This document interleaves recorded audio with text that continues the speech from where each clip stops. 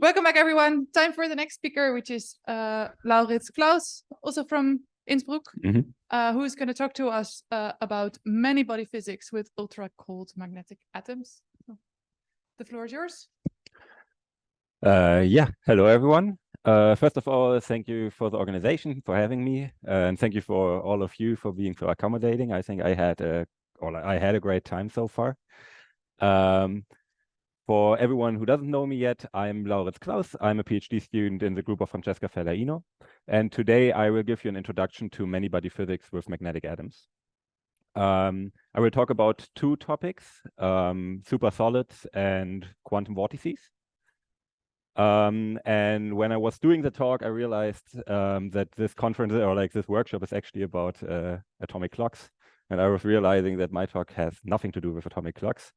But luckily, our theory department was working on very exciting research in looking how we could maybe with our system, combining these supersolids and the vortices, simulate, I would say, a very different kind of clock. So yeah, I hope you will appreciate as much as I. Okay, so let me just jump in. Let me just give you a quick overview over our current ultra-cold toolbox that we have to our hand. Of course, as you know, everything started with hydrogen and the alkalis, because there we know our level structure quite well because of this one valence electron. And eventually, it was figured out that we can tune very precisely the interactions between these atoms with Feshbach resonances. Now, with understanding a little bit better the cooling these atoms, we could go a little bit deeper into the periodic table and could look at much more complex atoms. And these atoms are, for example, strontium and terbium, as you know, and these have very, very narrow line widths that are very interesting for the atomic clock transitions. We are working with lanthanide atoms, with dysprosium and erbium down here. And these have also a very complex electronic structure, but they are especially interesting to us because they have a permanent magnetic dipole moment, and therefore they interacting via dipole-dipole interactions with each other. And very recently, we got also some more lanthanides that were cooled down to degeneracy, which just shows basically that with like the technological advancement that we have and the better understanding of these atoms, we are basically getting deeper and deeper into this periodic table, where we can then choose eventually which elements we use that have like the properties that we need for our simulations or metrology. Okay, so as I said, we are working with dysprosium and erbium. I will focus in this talk on their large permanent dipole moment, because we are talking about many-body system, and I want to focus on the interactions here. But these lanthanides have also some other properties that are very interesting for ultra-cold quantum gas experiments. For example, they have like a lot of abundant isotopes, both bosonic and fermionic. They have this very complex level structure I talked already about, with line widths from megahertz down to hertz. And they have a very large spin manifold that is interesting for synthetic gauge fields, for example, something else. This field started basically with the first dysprosium BEC that was condensed in 2011 in Stanford, and a year later in our group, we could condense the first erbium BEC. And then already like 6 years later, we were also able to do degenerate mixtures of erbium dysprosium together with like, you know, both the mixtures, both the Fermi mixtures, Fermi-Fermi mixtures.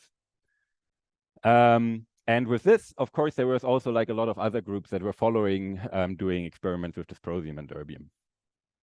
And our community is recently also growing with like all these other lanthanides on the horizon, basically. Okay, so when we talk about many-body physics, the interesting part is the interactions. As I told you, the dysprosium and erbium have a very large permanent magnetic dipole moment of 7 Bohr magneton and 10 Bohr magneton, and that translates to a dipole-dipole interaction strength of around 100 Bohr radii. Now, because we have this permanent dipole moment, these atoms are interacting via dipole-dipole interactions. And the special thing about dipole-dipole interactions is that it is long-range characters, so it has this R/3 dependence, and they are anisotropic. What means anisotropic? These dipoles align along a magnetic field. And this means that when we have an external magnetic field, what can happen is that these atoms either meet head to tail, and then they attract each other, or they meet side by side, and then they repel each other. And of course, in our system, we also have the well-known tunable contact interactions. These ones are short range and isotropic. And as I told you, we can tune them very well with Feshbach resonances. Now, with this, we can now define some relative dipole-dipole interaction strength, epsilon dd. And this is basically just the dipole interaction strength over the contact interaction strength. And if we look at this parameter, and this one I will use throughout the whole talk, we can move our like relative dipole-dipole interaction somewhere on the scale from 0.1 to 10. And if we go below 1, we are basically in the contact-dominated regime. So the contact interactions are stronger than our dipole-dipole interactions. Here, the physics is very similar to what we know from alkalis. And we push it above 1, we are getting into the dipole-dominated regime. And here we get the new physics that I want to tell you about, like supersolids and so on. And of course, we can. There are systems that can push farther than these 10. We can do like heteronuclear molecules. There's research in Rydberg atoms and light-induced dipole-dipole interactions that all come with their own challenges and it's interesting physics. But I won't talk about these. Cool. All right. So I want to talk about many-body physics. Many-body physics can mean a lot of things. In our work and in this talk, I want to focus on like 3 topics basically. So the first thing that we always ask ourselves is, depending on the interactions, how does the ground state look and how does the dynamics of the system look? The other thing that we want to know is like, where do we have to push our system to go beyond conventional theories, and where do approximations fail that we're usually using? And the last one is the like always interesting question for us of how does our very tunable system map on other more complex and denser systems, like, for example, condensed matter systems. Yeah. Mean field theories, exactly. Well, I will come to that. Like, these questions hopefully pop up, but maybe you keep them in your mind, and then I hope you will see what I mean by these. Now, we do many-body physics already for a few, for a couple of years with contact interaction systems. But the question is now, like, why are these dipole-dipole interactions so interesting in this regard? And for this, let's look at 2 atoms. If we now separate them, and they are just locally interacting and well separated, then they won't communicate anymore with each other. But if we are now introducing some known local interaction, like our dipole-dipole interactions, we get like some communication beyond this confinement. And of course, this can also go beyond nearest neighbors. Yeah. And one prime example for this in our ultracold neutral atom case is optical lattices. And there, this confinement is, of course, given by this lattice structure, basically. And these pockets are giving basically a symmetry in our system where these pockets are where our atoms sit. So if we are now using just normal neutral atoms, they are basically sitting in these pockets, but basically which pocket they're using is completely arbitrary and energetically degenerate. But this will now change if we actually introduce dipole-dipole interactions. And there is a very recent paper that the group in Harvard did together with us, where they built exactly a quantum gas microscope, so they could like see every single atom in the lattice and put these magnetic atoms in there. And they saw that now with this dipole-dipole interactions, we see that there's some symmetry or like some structure coming up beyond the confinement, right? So if we are looking here at these 2 examples, if we have our magnetic field like along the or like orthogonal to our lattice, we see like some kind of a checkerboard pattern. And if we are like tilting in our dipoles into the plane of our lattice, we see that there's like lines appearing along these dipole directions. So that is very interesting. Now we see that there's like something going on, like we see that we can induce structure beyond our confinement. But But in our systems, and what I will talk about, we are not interested in lattice physics, but we are actually looking at bulk systems, so atoms in non-modulated traps. And even there, we can see this, this structure being induced beyond the confinement. All right. So far, questions. Maybe the talk will, I will now start with the contact dominated, the regime that you know a little bit better, maybe, and then we eventually will go to the dipole-dipole interacting regime. So yeah.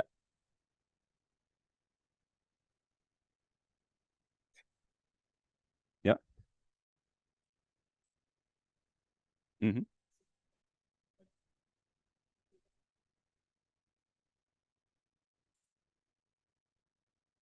Yes. So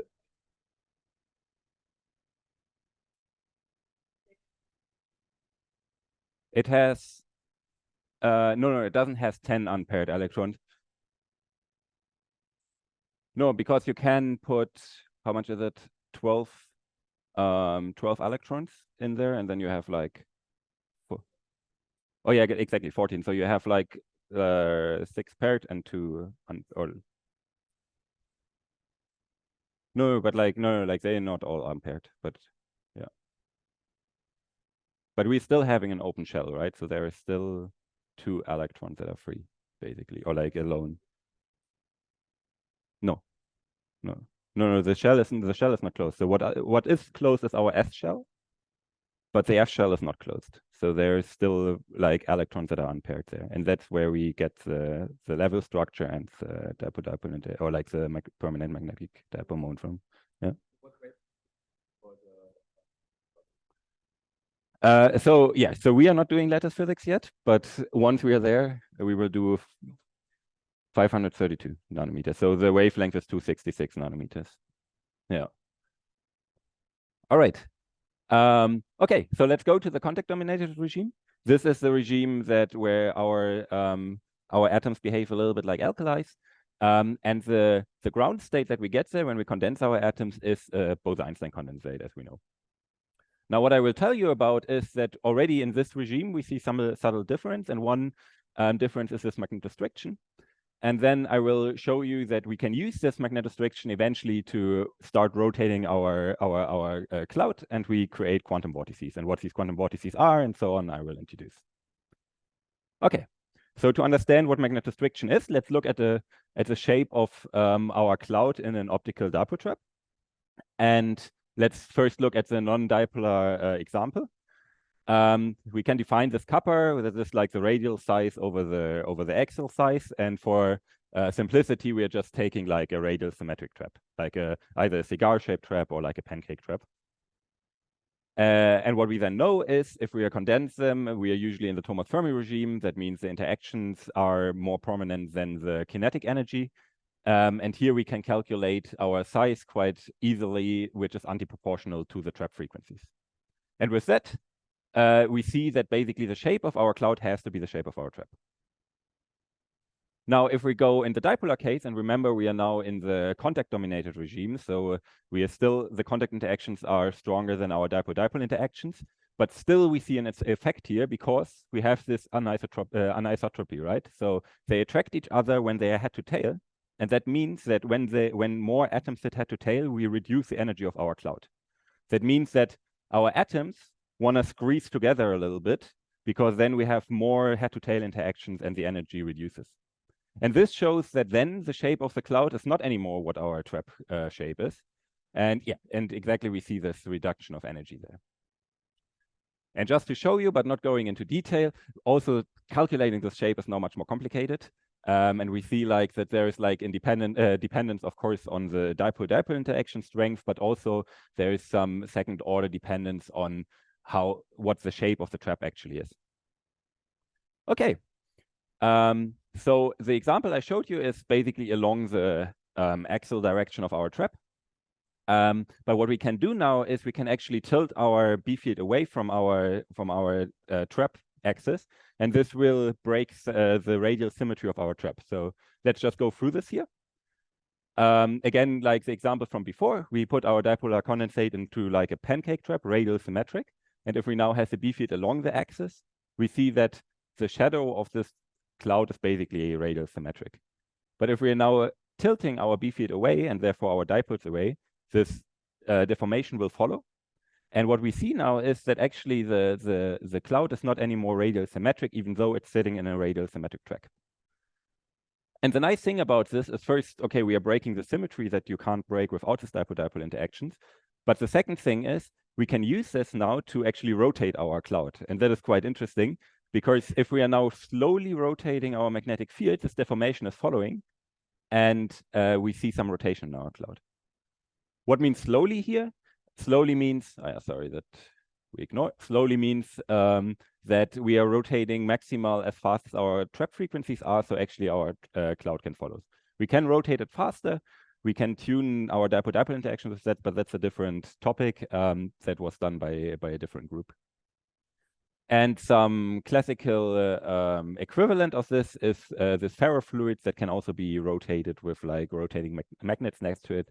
So that is, yeah, basically how it looks like in our cloud, but in the ultracold regime. Cool. So we now have a way to rotate our cloud. So how does it look then? Let's look at some simulation here where we are looking now on the top, like we are looking along the axis that we rotate, and we are looking at a cloud here. And we see that it elongates in the beginning of this rotation. Like we see like these tails here, and we see some holes for being created here on the outer skirt of the cloud. If we now look a little bit later, like we just continue rotating, we see that these holes are entering eventually in the high density regime of our cloud. And what these holes are is exactly these quantum vortices that we are looking for. Yeah. And what are these quantum vortices? So to explain that, let's first look what we would expect for a classical viscous fluid. If we are rotating them, what we would expect for the flow is that going away from the rotation center, the liquid will start to rotate faster and faster the farther we go outwards, basically. But for a quantum fluid or for a superfluid, this rotation is exactly the opposite. So the closer we go to the center, the faster the cloud will rotate, actually. And why is that? Let's look at the definition of what this flow actually means, as how we define the velocity. And this velocity is dependent on our gradient of our phase. And a phase that winds around a central point first has to wind around it, right? But it has also to always go from pi to minus pi. It has to be a smooth phase. There can't be any phase jumps. And that means that the closer we go to this point here, the faster it has to wind to get from pi to minus pi. And that means exactly that we get this 1/r dependence. And the closer we go to the central point, the faster our velocity goes, eventually to infinity. That means we would expect a singularity there. So how does nature deal with this singularity? Of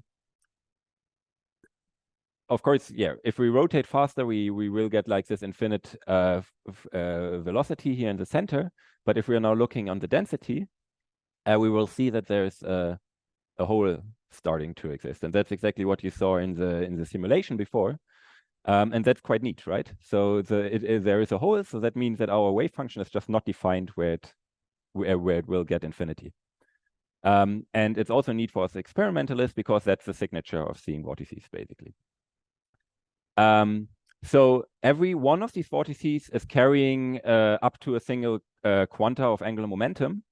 That means, on the other hand, that if we increase our maximum angular momentum of our cloud, that means that we will get more and more of these vortices. And increasing our angular momentum means basically faster rotating our cloud. And then these clouds are initially just moving. Yeah.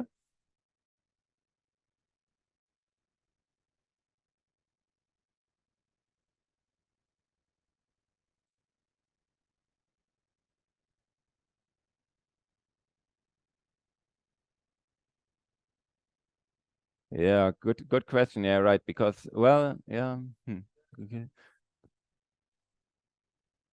So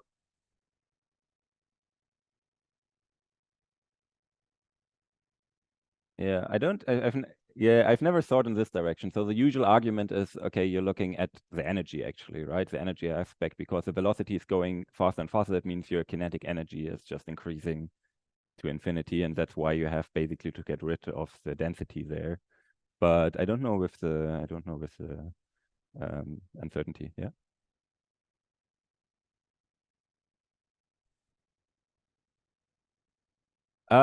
So that is so I'm talking here about the ground state of our trap. I'm not talking, so the way of nucleating these vortices and creating these vortices in the first place in this cloud is just a completely different story. So what is happening is actually what you saw in the simulation.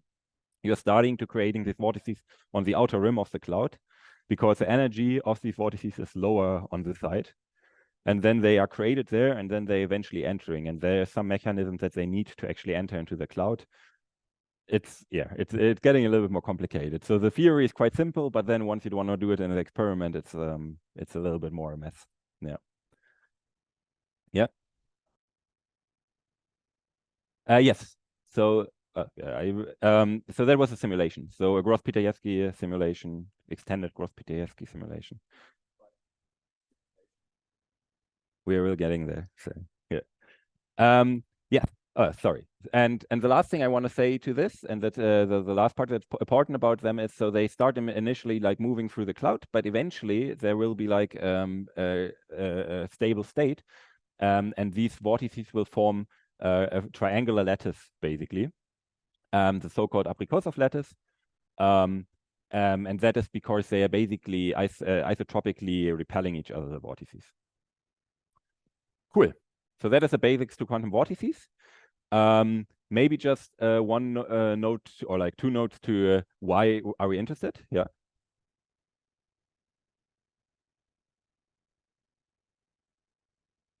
Sorry again. Yes.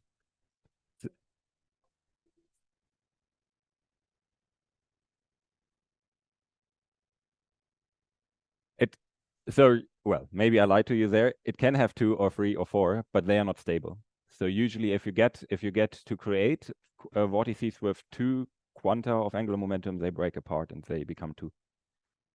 Again, that is an energy argument, but I can't show you what exactly. But like, yeah, so that's what's happening usually. So you can create vortices, for example, if you're introduce a very rapid like transition to this, there can happen to be like 3 quanta or something, and then they just break into 3. Why do we want to study these vortices? So first, they are a hallmark of superfluidity. So first, we expect these systems to exist in systems that we think that are superfluid, like superfluid helium and Bose-Einstein condensates. And at the same time, of course, you can see it the other way around. If you're not completely sure if the system is superfluid, but you see quantum vortices in this system, then you know that it's superfluid. And that was, for example, done for strongly interacting Fermi gases. The other interesting part is that these vortices play a very important role in dense matter systems. For example, if we look at type 2 superconductors, like one of the defining things of these type 2 superconductors is that if you go above a certain magnetic field, these vortices are created, and they will destroy the superconductive properties of the system. So therefore, they are very extensively studied. Coming to the experiment, so we were able in our system to create the first vortices in a dipolar Bose-Einstein condensate. And now I just show you some snapshots here. And on the top we have the simulations, and on the bottom we have the experiment. And we see that after 400 milliseconds, we see holes appearing in the low density region. And yeah, and there we do the comparison, right? And we see, well, in a way, the very similar behavior. Yeah.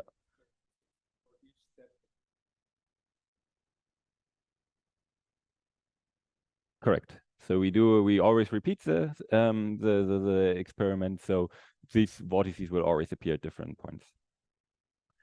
Okay, so we see that we can create vortices in our system, but the question now is, okay, is there a difference between vortices in a dipolar BEC or in a non-dipolar BEC? And indeed, if we are looking now at the lattice structure of these vortices, I told you for the non-dipolar case, they form these triangular lattice. But for the dipolar system, we can break the symmetry here by tilting our dipoles in the plane, and that's exactly how we create our vortices. We are breaking the symmetry of like this triangular lattice and the interactions there. And what we actually see when we simulate the ground state is that we expect our vortices to not sit in like this triangular lattice, but in stripes. And we actually can see this in our experiment. It's a little bit harder there, so we have to isolate our vortices. Getting this residuals here, and then if we average over a lot of runs, what we get, and we're doing the Fourier transform, and we average over a lot of runs, we see that there is actually two peaks appearing here. What is a sign for like a stripe-like structure? And the same we see actually also for the simulations. And we also did the test, so we can also create our vortices, and then we tilt up our magnetic field. And if we now go look at our vortices, we are looking again, we do the same procedure. And we are looking, and we see in the end, in the average Fourier transform, we see an isotropic structure. And again, we see that for simulations. So here we see again, there is like a very, maybe subtle, but like we see like a strong indication of some structure that comes from our dipole-dipole interaction. Cool. Okay, let's now go to the non-subtle regime. Any other questions? Okay, then let me continue. So we are now going to the dipole-dominated regime, and now our ground state looks very similar, very different. We are now getting the supersolid. I will explain to you what the supersolid is. To understand it, we will look at the excitation spectrum of a dipolar gas. I will show you how to measure them, and in the end, I will just mention that we are also creating vortices there. All right, so what is a supersolid? So a supersolid state, in our definition, is first something like a state that has some spatial periodicity or modulation, as I will call it for the rest of the talk. And this is, of course, giving the names solid. And then the super part is, again, the superfluid flow and the coherent. And the last part, we know already from both Einstein condensate. So let's just assume once we condense our atoms, it's something we see some coherence here. But the question is now, like, why would a dipolar condensate spontaneously modulate? And to understand this, we have to look at our excitation spectrum. And maybe to remind you, we are first starting with like the non-dipolar dispersion. So we have to look at our dispersion relation, and the dispersion relation is basically like an energy, like the relation between energy and momenta of excitations. And if we are looking now here at our dispersion relation, we see we have two parts. We have the kinetic part, which is like the free particle regime for high momenta. And we have the interaction part that is the phonon regime that is linear in the beginning for interacting both the gases, right? I hope that this that is not new. Let's look now at the dipolar excitation spectrum. For this, we are looking at like a very example from an old theory group where they looked at an infinite tube with a radius of Lz and the magnetic dipoles along the z direction. And I drew in basically the non-dipolar dispersion relation here. And if we're now increasing our epsilon dd, so our relative dipole strength, we see that this will change dramatically. So let's try to understand this. We can look again at the dispersion relation. We see again the kinetic part. We see the contact interacting part, and now we get a third part here that is that comes from our dipole-dipole energy. Now, for very low momenta, we still see this linear part, and that's still our phonon regime that comes from this contact interactions. But if we're now increasing slightly, what we are looking at is basically long wavelength excitations, right? Like you can see here. And in these long wavelength excitations, our magnetic atoms are sitting mostly side by side. So the energy that we get from our dipole interaction is mostly positive, and therefore it will push up our excitation spectrum. And this goes on till we find a maxon. And if we are going then farther to bigger momenta, we are getting to the low wavelength excitations. And now we have atoms sitting more head to tail. And this will give us an attractive force, giving us basically a negative energy contribution that will push down our dispersion. And then eventually our kinetic energy will kick in again. And if we are now having our epsilon dd large enough, we will actually see this minimum here that we call roton. Yeah, and this roton is, you know, like it depends a little bit, like where this position is, depends a little bit on how big our tube is here. And we are calling this energy that we have for the roton basically roton gap data. And what we can see is that if we are increasing our epsilon dd, we can lower our like our roton energy basically, or our roton gap. Yeah. So we're tuning the interactions epsilon dd by decreasing basically our contact interactions with Feshbach resonances. By magnetic field, exactly. And this will basically just change the shape of our potential here. Yeah.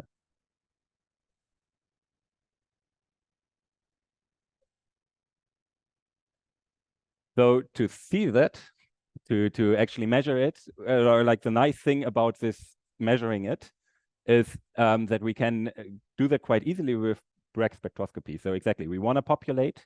So these are all excitations, right? And we want to populate basically this excitation here. And what we do for this is we are putting two beams in under an angle theta, and these two beams are detuned from each other. And what is happening now is that we have like a two-photon process. The photons, the atoms will absorb basically the beam 1, and they will emit into beam 2. And what is happening then there is that because they are under an angle, they will get some net momentum. Yeah, they will basically get some net momentum. And we can basically measure this net momentum here by looking at time of flight. So what we see then here basically is that there is like this finite momentum peak that we see in time of flight. So this, of course, just works if our detuning and our net momentum actually fits to our dispersion relation. If it doesn't, then the atoms are just not absorbed. And if we do that now for different omega and different theta, we can go through the whole dispersion basically, and then we can measure very nicely in 2019 this roton minimum here. Exactly, and we have to see that we have to populate them actually by this.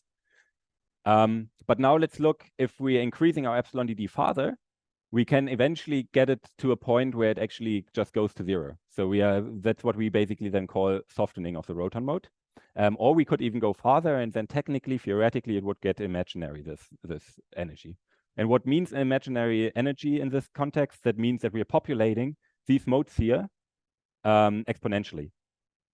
And indeed, we could see that when we go to the system, we actually see these two momenta peaks here that are exactly at this k rod.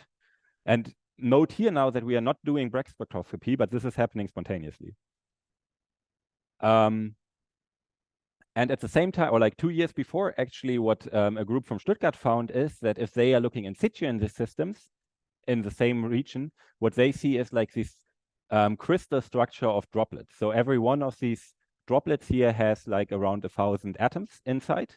It looks quite similar to the ions that you saw before, but this is not just a single ion, but it's like 1,000 atoms basically. And this could be now explained because we are basically here that we get like this finite momentum, and this then gives us like this crystal structure basically. Yeah. Yeah. Yeah. We are getting there. The question was that these droplets were long-lived. And usually if you would populate some modes like exponentially, what you expect is that it just explodes. And these states should be very short-lived, and the theoreticians to that time also thought that. So the question was, why does this state just doesn't collapse? And the problem was exactly that, right? That for these theories, they just considered mean field theory without any corrections. But because we have these droplets with 1,000 atoms in there, we see that the density, the density in these droplets is very high, and we are getting to densities where actually the corrections due to quantum fluctuations get significant. So very quickly, what are quantum fluctuations? basically here we are talking about Bogoliubov modes that are spontaneously excited. And all of these excitations basically give a little bit energy to the system and contribute in this way. I think there are some theoreticians that can explain that much better, but let's just assume we have like these quantum fluctuations, like there are excitations here. These give like some energy to the system that we have to consider that once we are getting to very dense systems. This energy can be written down by Liuang Yang or LHY. We call that LHY correction. And this energy, what we see here is that for once we are always talking about repulsive, like we are always in a repulsive contact interaction regime. So this term is always positive for us. So the energy is always going up. And what we also see is that the density of this, or like this energy goes with the density of 5/2, right? So that is a very strong density dependence. So once we are getting into this regime where we start populating our roton, this energy is shooting up immediately, right? And therefore, this term here is basically our density regulator, right? So this term is what keeps our droplets from not exploding. So that's nice, right? So here we are going beyond our normal mean field theories and approximations that we usually do, just failing. The approximation that we don't have to look at these quantum fluctuations. Great. So now we have, I hope, maybe a question, but I hope we understand why these states are modulated.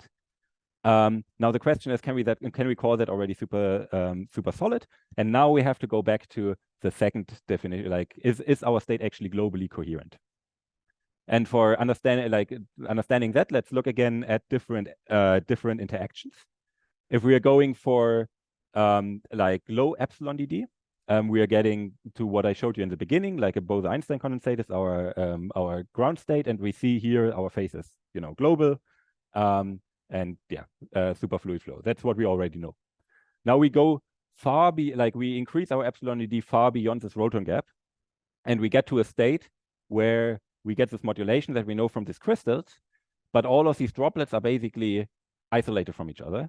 And that means that every droplet itself is coherent and acquires its own phase, but they have all different phases. So it's not globally coherent. It's just locally coherent in every droplet, but not globally. So the interesting part is actually this close to the roton gap, where our state looks a little bit more like a BC with some modulation on top. And we call this background here a superfluid background. And this is actually what connects our droplets now, and is the reason why now all our droplets have the same phase. And that's the point where we are having our global coherence, and that's why we call this part here super solid. All right. So how do we measure this? Yeah, and of course, with this knowledge, in 2019, we were then looking for the state, and there were 3 groups at the same time, like V, or like the V group from Stuttgart, the Modugno group from Florence, and then our group from Innsbruck, who then could show the super solid state. Okay, so how do we know that we have a super solid or an isolated droplet state? If we look in situ, actually our states look again very similar to what you saw in the case before, to the ions. Like we have this modulated state, and we see clearly this modulation. But what we can't resolve with our imaging is this superfluid background here. And therefore, the isolated droplets and the super solid look very much the same. What we can do now is we can do like measuring the global coherence, basically by doing time of flight images. What we are doing is we are we let all the droplets expand, and all these droplets start to interfere with each other. And this interference pattern gives us some information about what the single phases of all these droplets are. Yeah. So yes, so exactly. So we are doing phase contrast imaging. We are far detuned for our imaging because the densities of these droplets are super high. So if we go with normal absorption imaging, we are basically just see the super, or like just see like a bunch, and we don't know if we are modulated. And for this case, we just see that we're modulated, but not exactly. So we do the yeah. Let me just show you some examples, right? That is some simulations, some very simple simulations, 3 runs.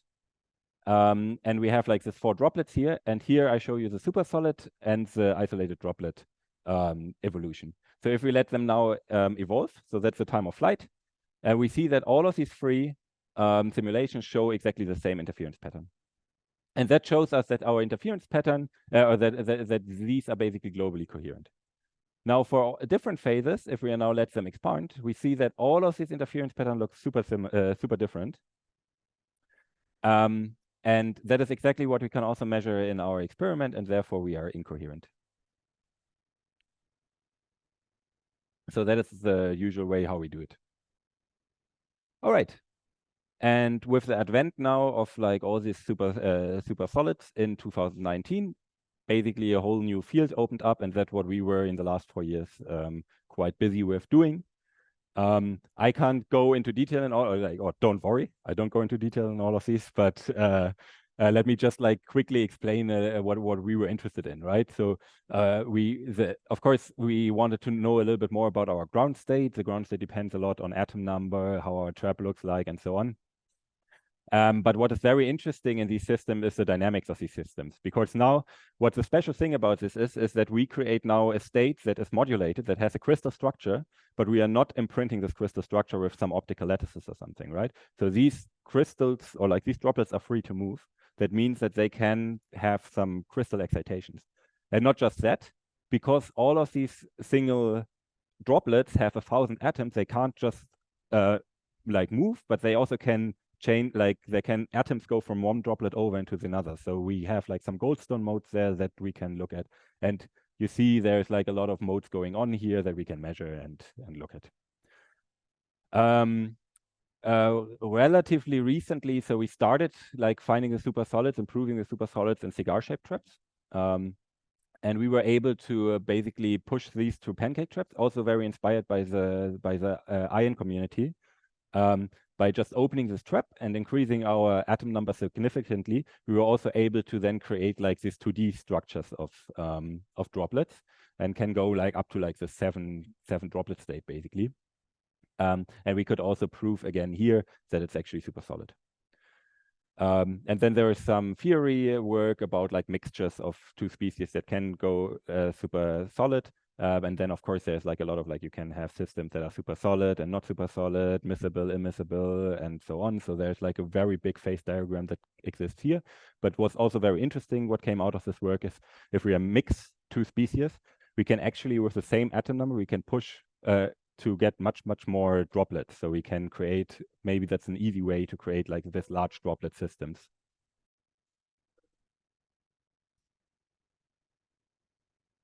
Okay. Yeah, and there's if you're interested in all of this, there's like a lot of very recent reviews that are basically summarizing all of that I didn't tell you, as well as all of the work of the other groups that are doing that. So yeah, have a look at these ones. Okay, let me just flash quickly what we are currently working on, and that is like creating this vortices in the super solid. And let me just motivate it. Why do we want to do that? Again, I told you that's a hallmark of superfluidity, and well, I mean, in our community, we are quite sure that we have a superfluid, like something that is superfluid there. But of course, it's always nice to prove that very directly, and the emergence of these vortices here is a very direct proof. And I can tell you that we are currently working on that, and we are actually seeing vortices in our super solid phase, but we are still, like working on this and figuring it out. So everything very preliminary. So I won't go really very much into detail, also because you're probably quite tired and I don't have a lot of time, and there's something more exciting about that that I want to show you. And that is that vortices are not just interesting because they, like they show superfluidity, but they are also interesting because of the second part, because they are playing a very important role in condensed matter systems. And now we're coming to the last 5 minutes. And for the last 5 minutes, I introduced something completely new to you, what is always great, right? In our systems, we have, well, like you've seen, like we can create the 7 droplet states. And because of our atom number, and we would have to push a little bit more to be able to build bigger systems. But what we could verify is that our theories work very well with our systems, right? And with our theories, we can go a little bit farther, and we can simulate bigger systems. And it seems that these bigger systems are able, actually possible to simulate some properties of neutron stars. All right, so we are no astronomers. I'm not an astronomer. So I will give you a basic overlook of what actually a neutron star is. Maybe you know it even better than me. We work with actual experts that you know, were solid on that side of the work. But yeah, let me just quickly tell you what this neutron star is. So what we get a neutron star if we have a star that explodes in a supernova, but it's not so supermassive that it will become a black hole. They're usually quite small objects of like 10 kilometers radius, and the mass is around like 1 to 2 solar masses. And they are what they call cold nuclear matter, because the energy scales that we are talking about are kilo electron volts compared to like other nuclear matter that is usually mega electron volt. And what we are interested in are these so-called pulsars that are fast rotating neutron stars. And the nice thing about neutron stars is that they emit along their poles like a very focused light beam, basically, or like some kind of rays. And some of these neutron stars are aligned with the Earth. So every time they turn around a full circle, they're actually blinking, like you can see them blinking from Earth. And this blinking shows up like a lighthouse, basically, like, you know, in the frequency of the rotation. And therefore we actually know that they're rotating, and we know how fast they're rotating. And because these systems are super dense, quantum effects play a role. Now, astronomers can use these systems to use them actually as like space clocks to calculate some systems, and there we are coming like why I'm here actually. So there are natural clocks, and they're actually quite stable, except when they are not. And because what astronomers sometimes observe is that there's a small glitch. Sometimes they just quickly like going faster for a very short, like a very small increase. What they call glitches, like a glitching clock, basically. And it seems that we can simulate with our system these neutron stars and shed some light on how because these glitches are not very well understood, because it's hard to look into these neutron stars. But it seems that our system could maybe provide some way to have a simulation, like a test bed for this, basically. Okay, so why do we think that we can simulate our neutron stars with that? How does a neutron star look from the inside? There is like different parts. If we're looking at the outer crust, this neutron star basically is formed by very heavy nuclei. Here, this 1100 SN. And these nuclei are sitting in like a lattice structure, right? And they are they are making a solid in the outer crust. And if we are going very deep into the core, this nuclei gets so close that basically the neutrons just start to become a superfluid. Now, in this inner crust, these nuclei are still so far apart that they creating a solid, but there is neutrons already dripping in between these different nuclei. This neutron drip, basically. And what they are forming is like this superfluid background here. And of course, that is exactly what we also have in our super solid system, right? Where now our nuclei are these droplets, and the neutron drip is basically our superfluid background. So that is great, right? So then we see here, like, and we can basically, like the farther we go to the outer crust, the lower the superfluid background goes, and then that goes eventually over into the core if you're going deeper into it. And we can exactly simulate that by changing our interaction strength in our system. All right, and the last thing that we have, and maybe, again, like, you know, we can change a lot of parameters here, and the important thing again is there's no lattice imposed on it, right? It's all interactions. So the last thing we have to understand is now, what is this glitch? Again, I told you what is happening in these in neutron stars is that the frequency that they are rotating is constantly decreasing, because they are emitting a lot of energy like through their poles. And once in a while, there's like the speed up, right? So this is the frequency over time. There's a speed up, and then it starts to continue spinning down, basically. And this is what we call the glitch.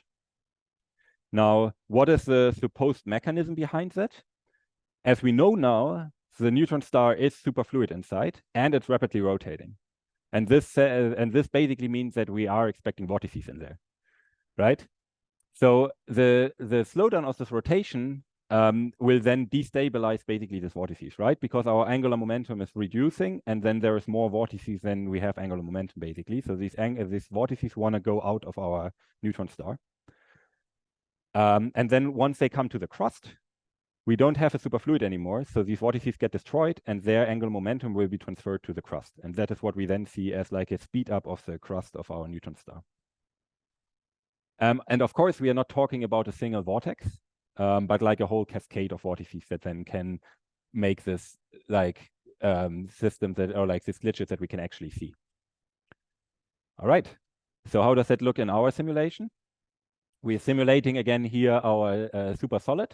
These black points here, we isolate down here. So we are just looking at vortices here basically. And here on the side, we are seeing basically our rotation frequency over time that we also like reduce over time. And then, yeah, let's have just a look at the simulation. We are like in the rotating frame, so we don't see the rotation of the droplets, but we see like that there are vortices moving out. And every time we see a vortex moving out, we see like this glitch here. And then at some point, there's like another one, hopefully still today.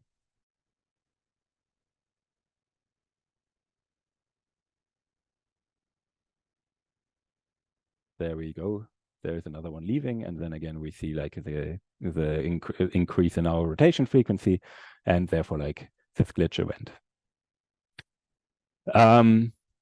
So yeah, what we see is like there's like an explosion of the vortices is showing up, as we also see that for the neutron star, and we now have a big toolbox that we can use to basically study these. One interesting aspect of our system is again that we can study this this lattice or like the crystal excitations. And this is just like a quick photo here, right? So we are looking here again like at the vortices, and down here we can basically look at the movement of every single droplet. And that's like from the simulations, right? We can look at every image and see where our droplets actually move. And we can study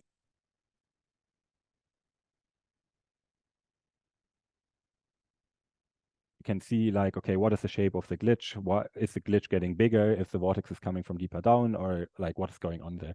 And we hope that with this, we can make a little bit more sense of these glitch events, so that when astronomers see these glitch events, that they can read something from these glitch events into the structure of the neutron star that they're actually looking at. Yeah.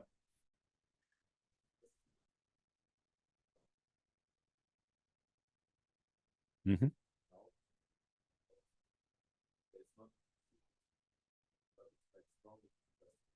Correct, yeah.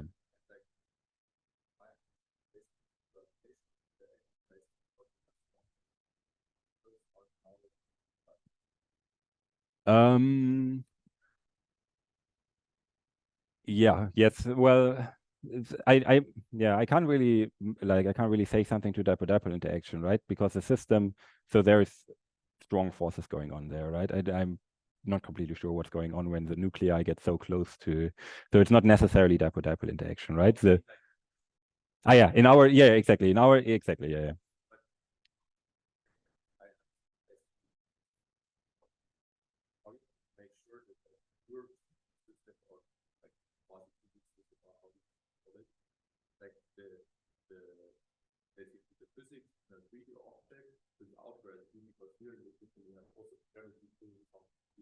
Yeah.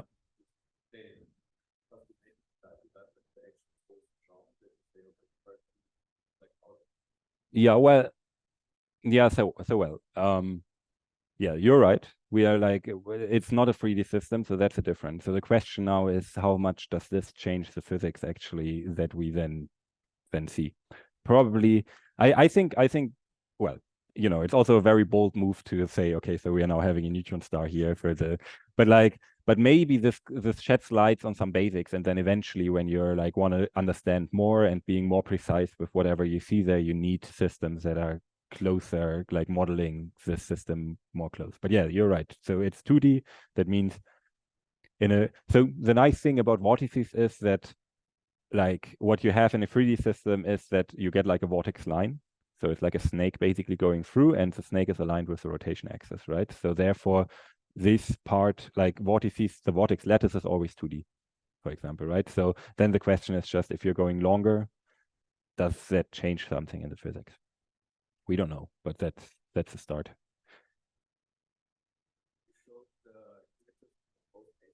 Mm-hmm. For the simulated one, the vortex quantized, one gets out of the system, get like heat. Yeah. But you said in the neutron stars it would be a cascade. Yeah. So why don't they gradually leave time by time a little bit, and why don't they do that instead of everything at the same time? Yeah. Like it's like a overcharged capacitor, like spark through and then you get the peak. Yeah, so that's I think a very interesting question that we maybe are able to answer or not. So what I'm not told about is like in these crystal structures, these vortices are actually pinned. There is some energy that, like, these atoms sit in an energy landscape that is actually a minima between 3 droplets, right? And that means depending on how low this minima is, the stronger these, or like the harder it is for this vortex to move. Because if you would be in a normal BC, you could expect that if you rotate down and you're at this point, that like the vortex is immediately starting to just move out. While the idea here is that if you're getting into a system where the vortex is very strongly pinned, it wants to go out for a very long time, but it can't. And eventually there's a lot of vortices that want to go out and they can't. And then these are like, once there's one vortex moving, the structure is changing because the vortex is moving through.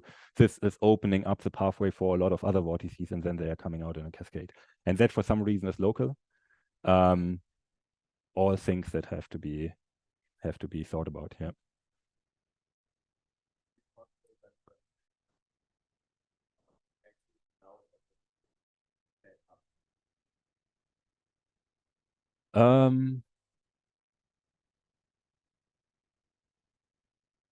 Yeah.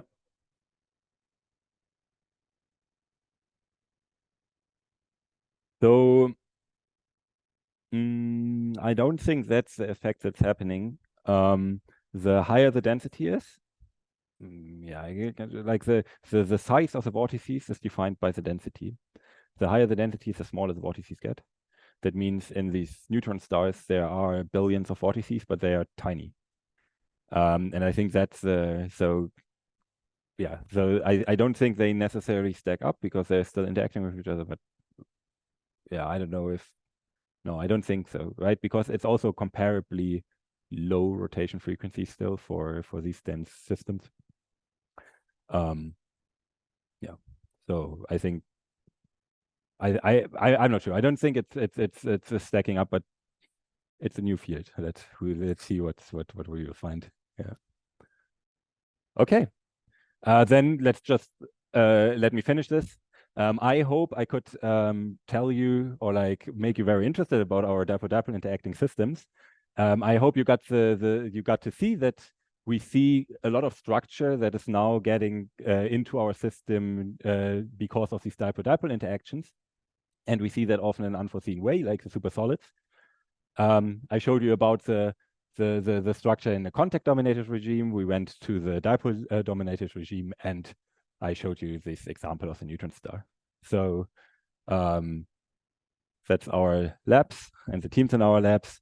Without, of course, the theory team, the last one wouldn't have been possible, and without the other team, we wouldn't have been able to show you all the experimental results. And of course, without the funding and our collaborators, it would have been also not possible. So yeah, thank you for listening.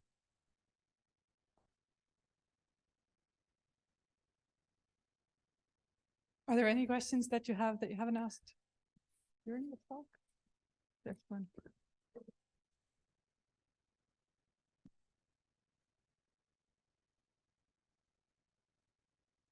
Okay, so in these dipolar quantum gases, you have essentially 2 degrees of freedom. One is position of atom, and the second is orientation of the dipole moment, right? Mm-hmm. Okay, so then what you are doing in most of the experiments, you're tuning the interactions, both contact interactions and dipole-dipole interactions, which means that actually you are creating a lot of entanglement in your system.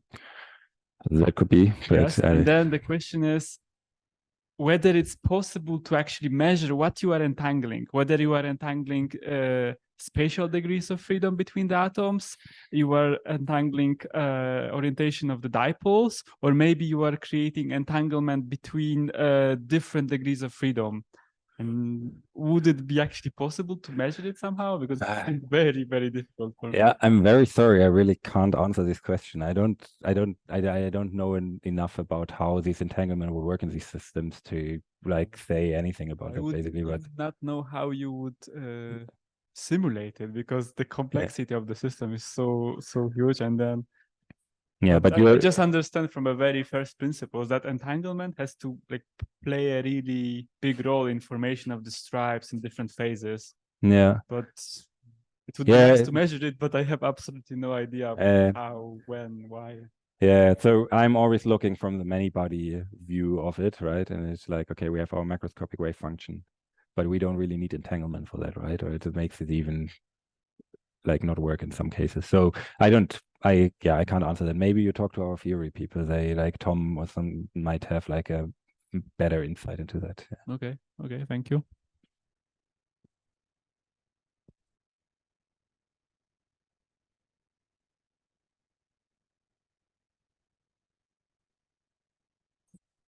So I just want to know, like, I just want to understand, like, if I understood the definitions correctly between the distinction between a superfluid and supersolid.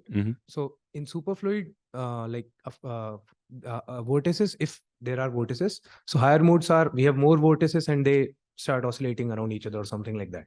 In superfluid, in supersolid, we have these like lattice kind of structure, and then higher modes of lattices is that we have more lattices and they will be rotating. So they will be going through the huge droplets and like in the superfluid background. Is it the case?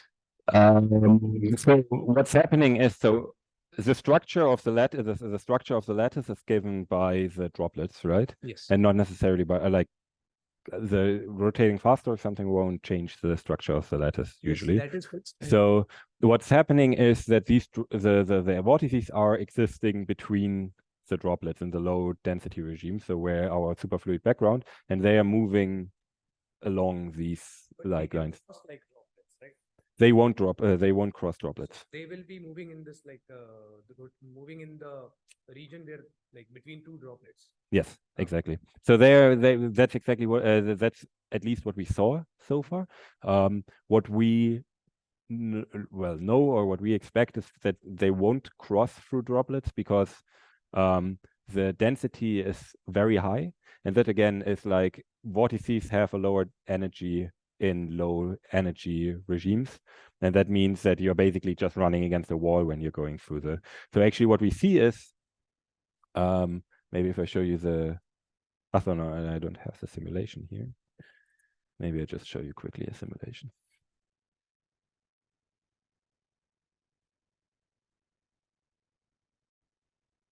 Don't have it.